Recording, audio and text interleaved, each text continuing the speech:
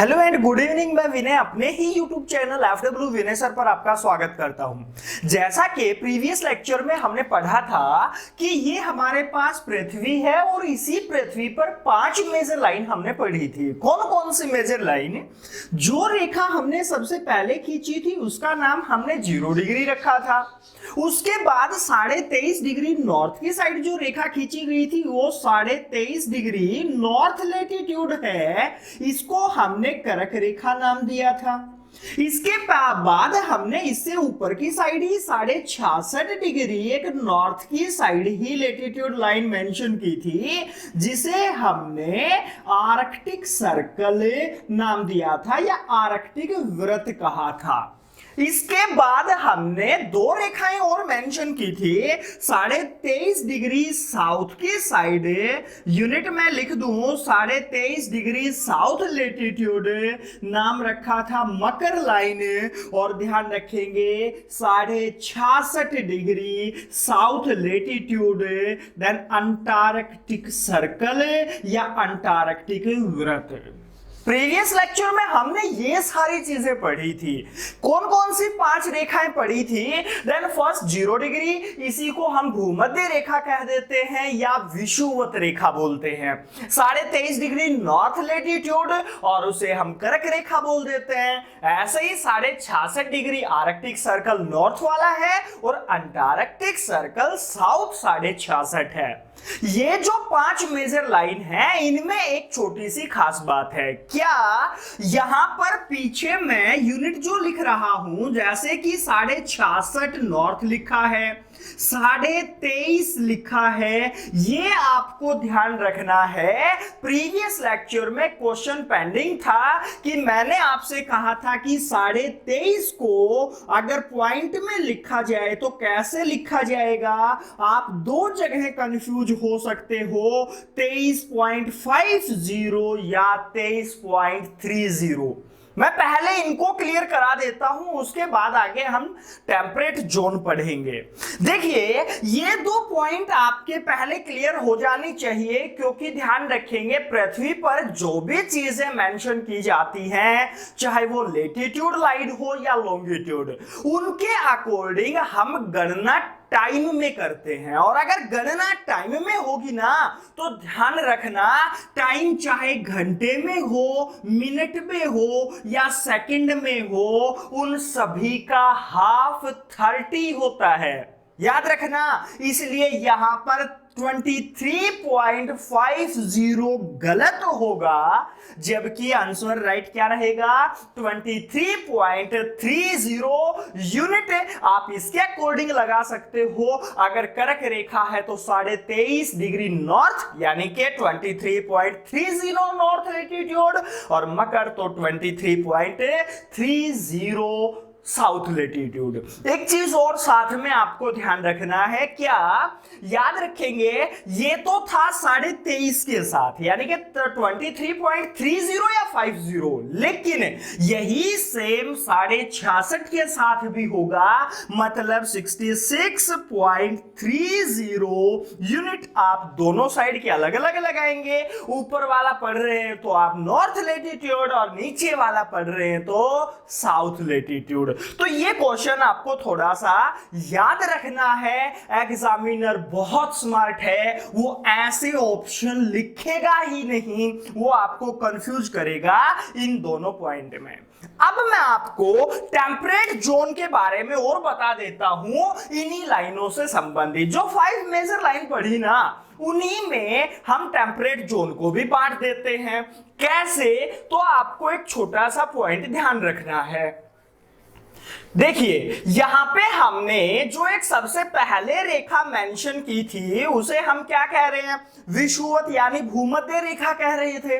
और एक चीज आपको याद रखना है कि जो भूमध्य रेखा से 23.5 नॉर्थ और 23.5 साउथ, मतलब क्या हो गया, कर्क रेखा और मकर रेखा के जो बीच का एरिया है ना, वो आपको याद रखना है, ये वाला हमारी पृथ्वी का एक ऐसा एरिया है जहां पर पूरे साल के दौरान सूर्य की किरणें कभी ना कभी परपेंडिकुलर होती हैं। इसका मतलब समझे, सूर्य की किरणें साल में क्या होंगी, परपेंडिकुलर। किन दो रेखाओं के बीच में अगर मैं यहां पे बात करूं तो ध्यान रखेंगे कौन सी दो रेखाएं, करक और मकर। जैसे हम बात कर रहे हैं, एक छोटा सा एग्जांपल दे दूं, 21 जून को जो सूर्य होता है वो ध्यान रखेंगे करक रेखा पर परपेंडिकुलर होता है। तो धीरे धीरे यहां से जब हम ऊपर की साइड जाएंगे तो आपका ऊपर की साइड सूर्य पर परपेंडिकुलर होता जाएगा और फिर नीचे की साइड परपेंडिकुलर, और फिर यही क्रम वाइस वर्षा चलता रहता है। तो अब यहां से क्या याद रखना होगा आपको कि सूर्य की किरणें साल में कभी ना कभी केवल कहां पे लंबवत होती हैं, करक और मकर के बीच में। हमारे एसएससी ने क्वेश्चन डाला था ऐसे, क्या उसने 4 ऑप्शन दिए और क्या पूछा कि इनमें से कौन सी जगह सूर्य की किरणें साल में परपेंडिकुलर होती हैं। तो मैं आपको बता दूं वो 4 ऑप्शन कौन कौन से थे। देखिए, सबसे पहला ऑप्शन अगर मैं आपके पास बात करूं तो फर्स्ट ऑप्शन दिया गया था देन श्रीनगर जगह इंडिया में है। सेकंड ऑप्शन दिया गया था हैदराबाद।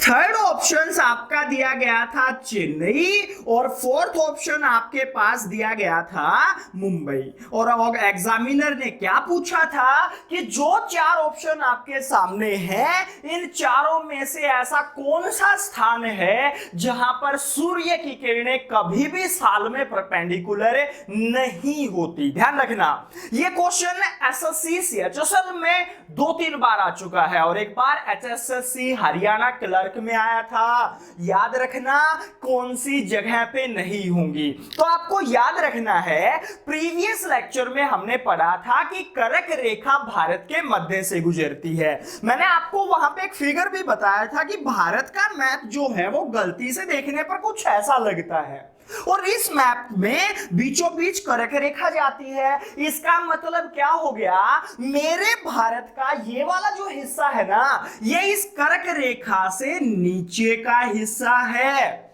और अगर करक रेखा से ये वाला हिस्सा नीचे का हिस्सा है तो आपको ध्यान रखना है ये किस जोन में आ गया, ये आपका करक रेखा और मकर के बीच में। और अभी हमने पढ़ा तो था क्या कि करक और मकर के बीच में सूर्य की किरणें परपेंडिकुलर होती हैं, और सूर्य की किरणें जब यहां पर परपेंडिकुलर होंगी तो मेरे भारत के अंदर ये वाला जो हिस्सा आप देख पा रहे हो, यहां पर भी सूर्य की किरणें परपेंडिकुलर होंगी।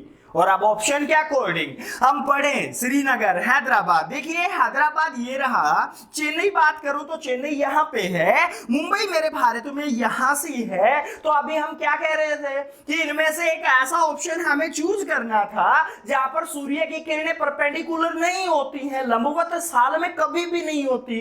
तो सीधी सी बात है, 3 ऑप्शन करक रेखा से नीचे के हैं, और अगर नीचे के ऑप्शन है तो यहां पर तो सूर्य की किरणें परपेंडिकुलर होंगी ना।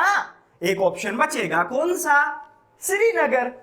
अब इसके अकॉर्डिंग आपको अगर ये कंसेप्ट क्लियर है तो वो चाहे एग्जामिनर क्वेश्चन के अंदर कुछ भी ऑप्शन डाल दे, आप उसे आसानी से लगा सकते हो।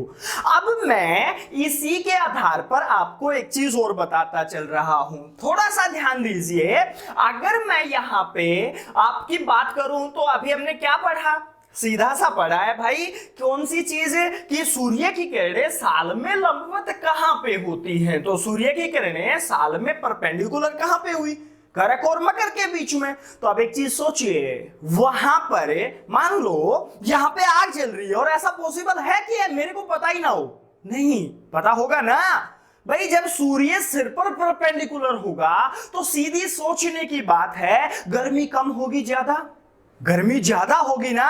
और अगर गर्मी ज्यादा है, याद रखना ये जो आप करक और मकर के बीच का हिस्सा देख रहे हो, जो मैंने स्टैंडिंग लाइन यहां पर ड्रॉ की है, यहां पर सूर्य परपेंडिकुलर था साल में कभी ना कभी, और जब परपेंडिकुलर था तो इनके बीच में गर्मी कम होगी ज्यादा, ज्यादा होगी, और ज्यादा अगर गर्मी है तो इस एरिया को बोल दिया जाता है उष्णकटिबंधीय क्षेत्र। आपसे पूछा जाएगा, ध्यान रखना, उष्णकटिबंधीय क्षेत्र कौन सा होता है? याद रखेंगे, कर्क रेखा और मकर रेखा के बीच का एरिया। लेकिन अब कई बार क्या होता है, एग्जामिनर कर्क और मकर नहीं लिखता, तो हमें पता है ना 23.5 नॉर्थ से 23.5 साउथ के बीच का एरिया।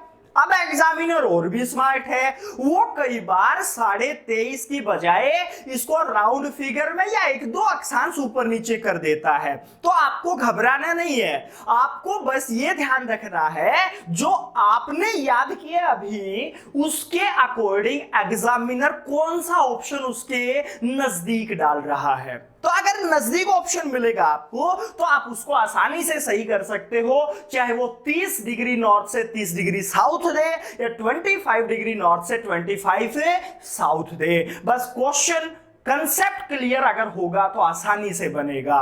देखिए यहाँ पे उष्णकटिबंधीय कौन सा एरिया हो गया, कर्क और मकर, या 23.5 नॉर्थ से 23.5 साउथ। अब एक चीज देखिए, हमने अभी एक चीज देखी कि यहां पर सूर्य की किरणें साल में परपेंडिकुलर होती है कर्क रेखा पे, कभी भी आती हैं लेकिन वो परपेंडिकुलर पहुंचती है एक बार। तो इसके ऊपर वाली चीज जो होगी, मतलब यहां पर जो ये स्लॉट लाइन आप देख पा रहे हो, यहां पर सूर्य की किरणें जा तो रही है लेकिन कैसे जा रही हैं, स्लिपरी। और अगर वो लाइनें स्लिपरी होंगी तो याद रखना यहां से तो बहुत ज्यादा गर्मी है। और अगर आप एक चीज देखिए, यहां पे गर्मी है और उसके जस्ट बाद एकदम से ठंड हो जाएगी क्या? नहीं होगी ना, ऊपर पोल जमे हुए हैं बर्फ से, कुछ ठंड नीचे की साइड आ रही है और यहां से कुछ गर्मी ऊपर की साइड जा रही है, इसलिए इस एरिया को बोला जाता है कुछ ठंड और कुछ गर्मी। याद रखेंगे शीतोष्ण कटिबंधीय क्षेत्र। आपसे पूछा जा सकता है शीतोष्ण कटिबंधीय क्षेत्र कौन सा होगा, याद रखेंगे 23.5 से 66 नॉर्थ। और एक चीज और हो सकता है 23.5 ना दे तो कर्क रेखा से आर्कटिक वर्त के बीच का क्षेत्र। अब एक चीज और सोचो, ये वाला क्षेत्र सर ऊपर ऊपर थोड़ी ना होगा, ऐसा क्षेत्र नीचे भी तो हो सकता है क्योंकि नीचे भी पोल जमे हुए हैं और गर्मी यहां से कुछ गर्मी कुछ ठंड। तो आप ध्यान रखेंगे, अगर मैं ये वाली लाइन की ही बात करूं, ऐसे ही मैंने स्लॉट लाइन बना दी है, अगर मैं इन स्लॉट लाइन की बात करूं तो ये भी कौन सी जोन होगी, शीतोष्ण कटिबंधीय जोन कौन सी होगी? याद रखना 23.5 से 66 नॉर्थ और 23.5 से 66 साउथ। पूछा जा सकता है आपसे, ध्यान रखेंगे। मैं अब इन लाइनों से थोड़ा सा और ऊपर चलता हूं। क्या देखिए, यहां पर अगर मैं ये लाइनें फॉरवर्ड कुछ कर देता हूं, पोल को छोड़ रहा हूं, बस ध्यान रखेंगे दिस, ये जो आपका फॉरवर्ड स्लॉटिंग लाइन आप देख रहे हो, इन स्लॉटिंग लाइन में ऊपर मैंने केवल पोल छोड़ दिए दोनों साइड।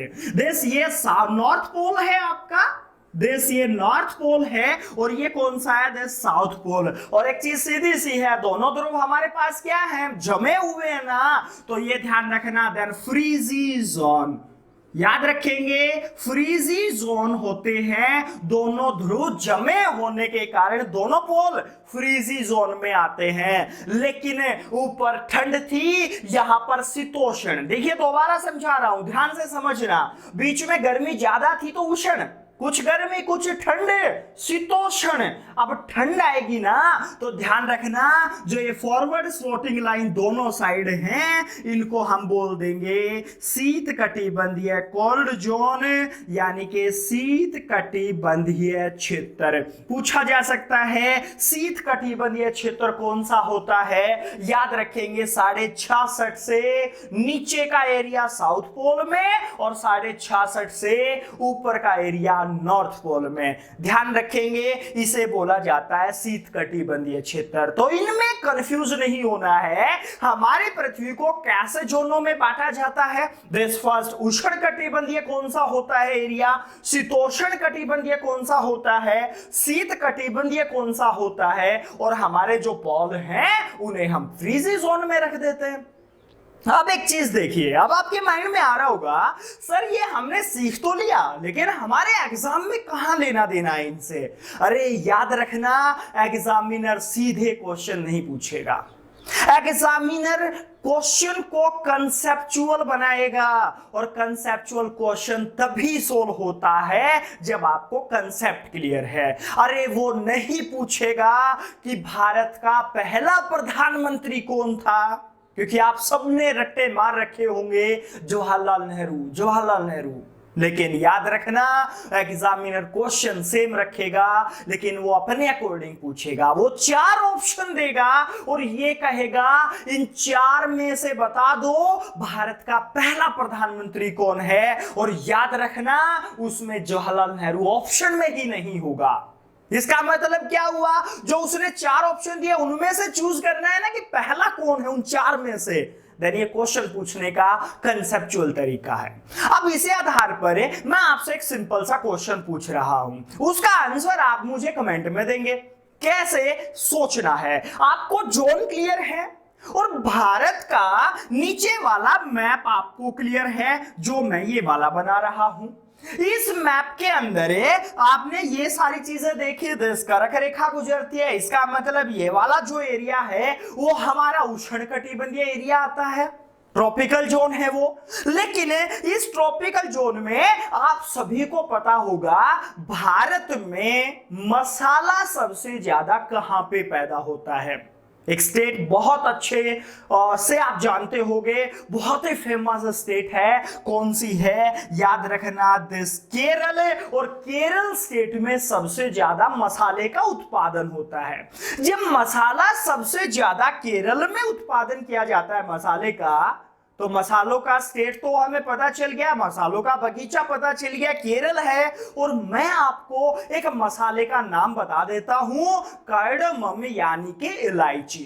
तो इसका मतलब भारत में जब इलायची एक मसाला है तो उसका उत्पादन भारत के किस राज्य में किया जाता होगा? केरल में, हमें कंफर्म है। लेकिन केरल में इलायची तो होती है, ये सारी चीजें तो हमने पढ़ी। और आज का क्वेश्चन ये था कि केरल में जब मसाला का उत्पादन होता है और उसमें एक इलायची पौधा बहुत फेमस है, तो आप मुझे बता दीजिए इलायची की खेती किस क्षेत्र में होती है? ऑप्शन आपके पास है फ्रीजी जोन, शीतोष्ण कटिबंधीय, उष्ण कटिबंधीय।